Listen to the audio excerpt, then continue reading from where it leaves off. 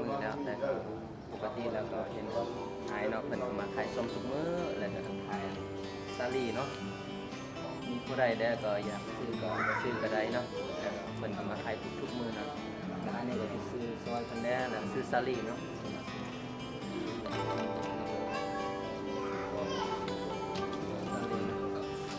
อันนึงเท่าไหร่เลยอันนึง 5,000 เนาะพี่น้อง 5,000 เด้อ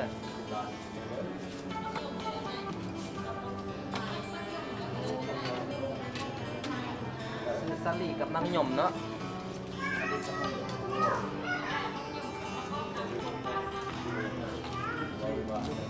สันเอาอันมังกอกนะมังยมนะแก้วสลิดด้วยอันนี้5,000อันนี้นะเนี่ยไล่ก็ดีนี่เอา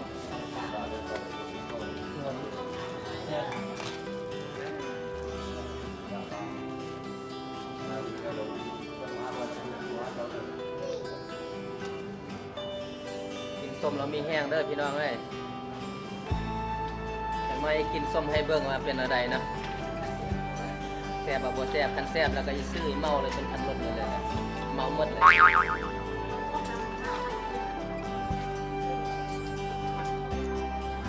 อ้นี่นะนี่มันนะครับ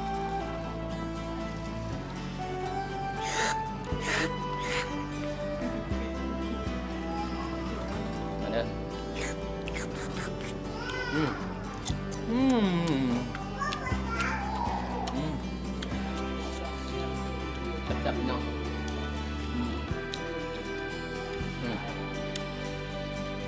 ส้ม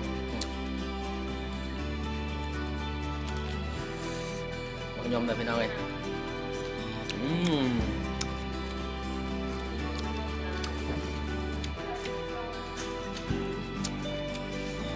แซ่บๆเนาะ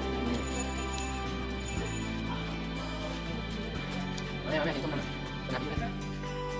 เป็นบิดแต่เขาเบิ่งกันในเราก็เข้าใจกัน กินน้ำสาวมือสองจับดังได้เนี่ยดังได้ดัง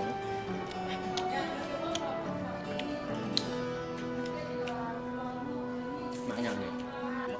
หมักกองน้ำเนาะน้ำ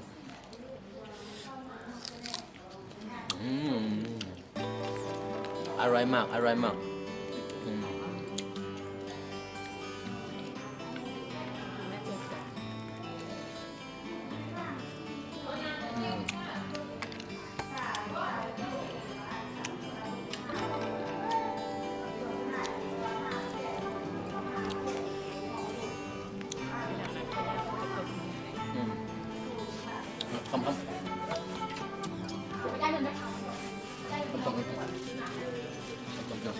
คำน้ำแดงหมักยมเลยครับน้อง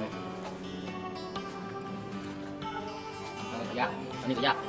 มาเริ่มกินส้มน้ำแซ่บได้แซ่บได้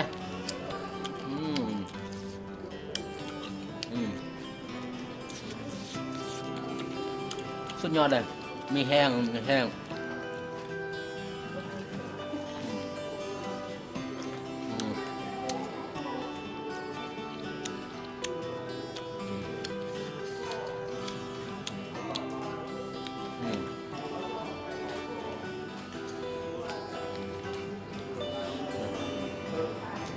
ห็นป่ะ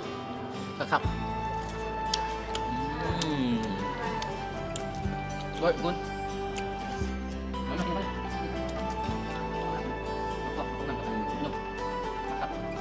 เดี๋ยวแซมให้กินหลายคนแห้งแซมให้กิน